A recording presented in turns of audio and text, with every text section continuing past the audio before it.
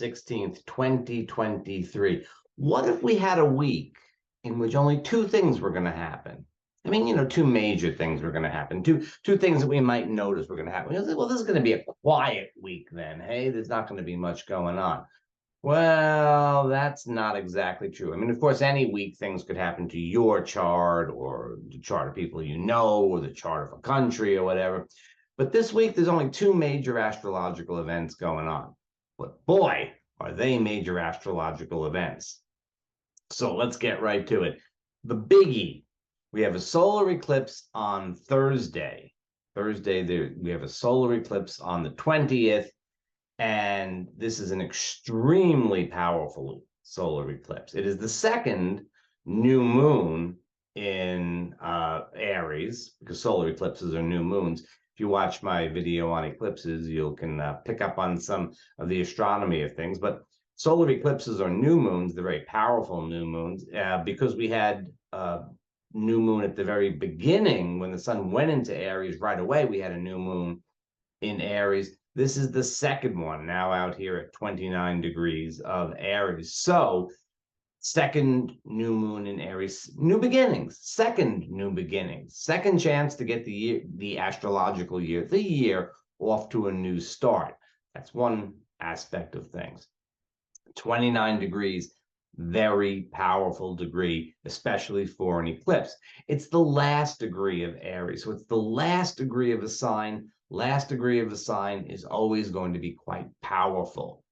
So we think of all of the things that are Aries in nature, right? So we're looking at competition. We're looking at energy in general. In terms of our lives, we're looking at exercise, sex. It's a very, very powerful, martial kind of energy. It's that springtime energy. It's happening in Aries after all. And it's seeding things for the future. It is seeding things for the future. Okay, that's the first thing we want to recognize. 29 degrees of Aries, very powerful. Now, this eclipse is going to be squaring Pluto's position in Capricorn. Pluto spent a long time at 29 degrees Capricorn in February, March. So it's going to be lighting up some of those things. But at the same time, it's also Pluto is going to retrograde back this summer into 29 degrees of Capricorn and very likely will act as a trigger for this eclipse. So this eclipse, while it happens right here on April 20th, really extends. The themes of the eclipse go way back into February, and they come forward into the summertime of 2023. And in fact, they'll keep bouncing around for a good part of the year.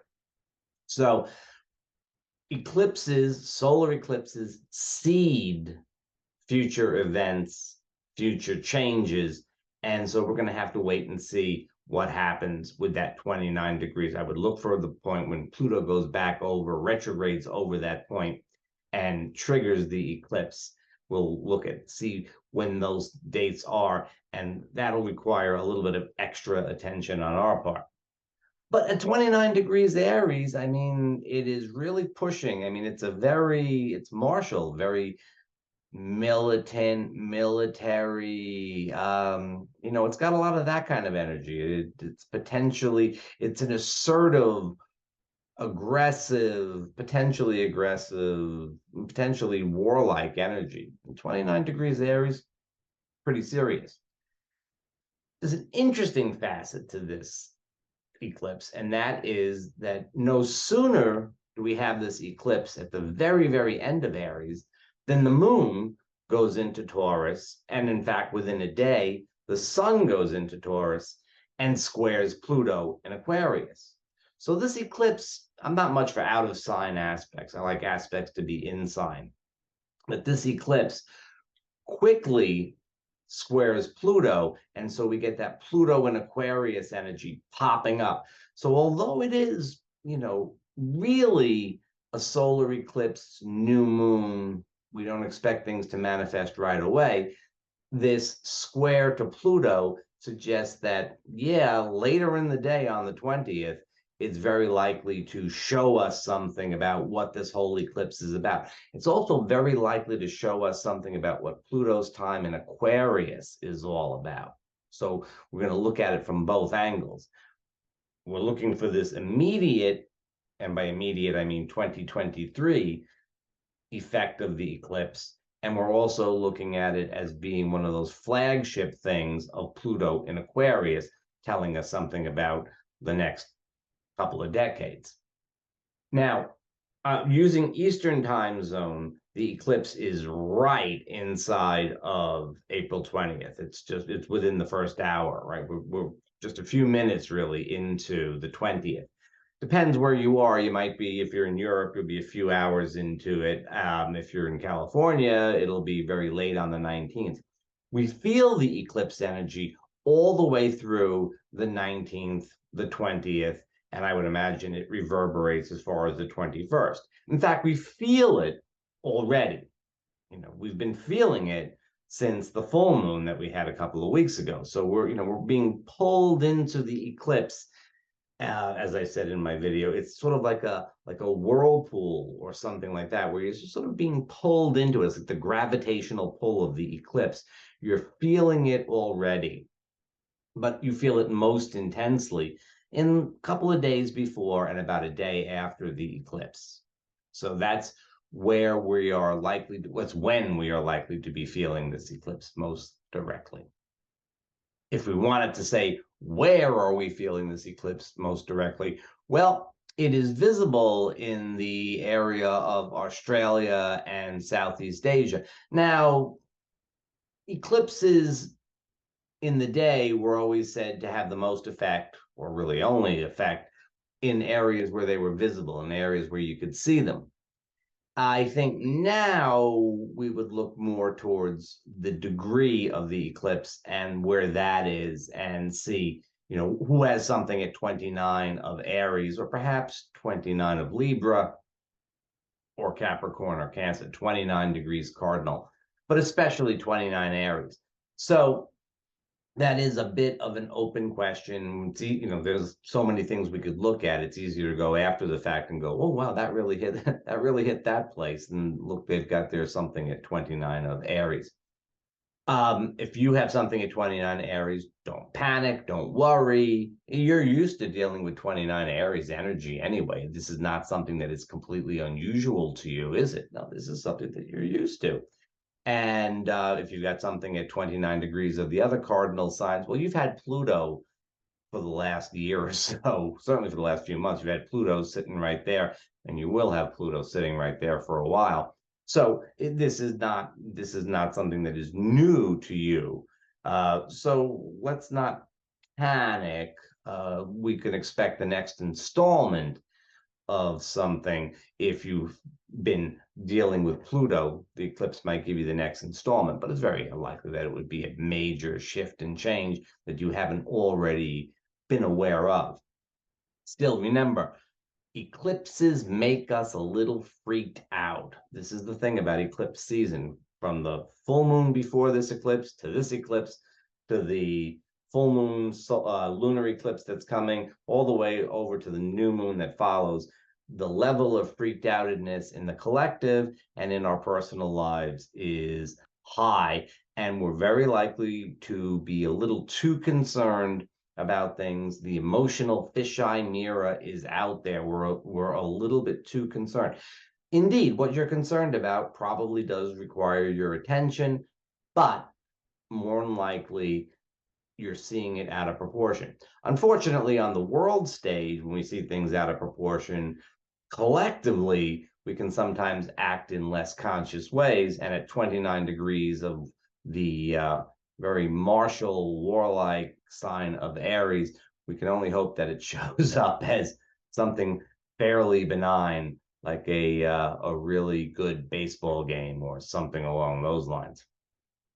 Well, you hope for the best. I mean, you hope for the best, and we usually avoid the worst outcome, even at the collective level. Okay, now there's one more thing. There's one more thing. I suppose the solar eclipse and then the square to Pluto is sort of two things, but there's one more thing to consider, And that is that on April 21st, that's Friday, Mercury stations to retrograde. All the usual caveats apply for Mercury retrograde. Not a good time to sign contracts, not a good time to buy technology stuff. Watch out for stuff with the cars. You got to watch out for car stuff going on, particularly a little bit of concern about buying a new car. Watch out all kinds of paperwork things. And this is a retrograde that is happening in Taurus. So be especially aware of any paperwork things that have to do with money. This is a little bit past the point of tax returns for the US, although if you're watching this video, I think tax day falls on Monday, the 17th this year. And of course, you want to get things done. But with Mercury going retrograde on Friday, you certainly want to get things done on Monday. So, try to get stuff done. You're already in the shadow of Mercury retrograde. It's already a little bit of a stress. Hope for the best, see what you can do. That's what we're looking for here. So taxes would be a thing for folks in the US, but for everybody, make sure you cross your T's and dot your I's. Make sure that things are done as precisely and appropriately as possible. Anything having to do with money. That's the specific thing that we're going to be looking at in terms of this Mercury retrograde. I mean, all of the usual caveats apply, but this time we're adding in things to do with money and finances and resources. I have to say, this is probably a really likely time for folks to be losing their cell phones and things like that. So keep that in mind. We're looking for material things, actual stuff, losing your keys type of situation.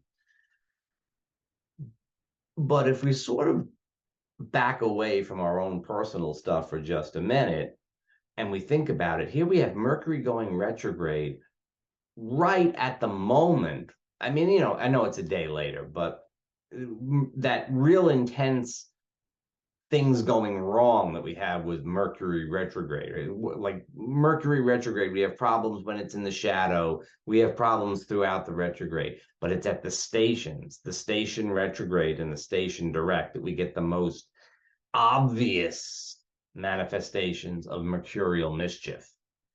And so we're looking at like Wednesday, Thursday, Friday, Saturday, especially Thursday, Friday, and into Saturday, being right at the station, the time when things are most likely to be problematic in terms of Mercury retrograde.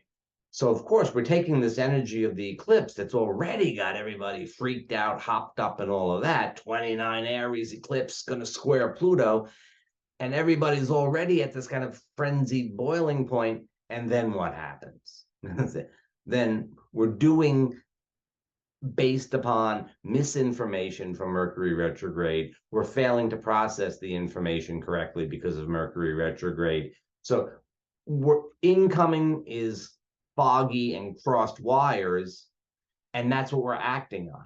And our actions then are likely to be cross-wired and problematic as well, because we're sending out, I mean, to the extent you're sending out information, using media technology, we're likely to be getting things wrong. So this is really, quite a mixture. We have the intensity of the eclipse, and if that wasn't enough, this sort of, here it comes, we got to do something. Even though it's a new moon, it's an Aries new moon. We got to do something.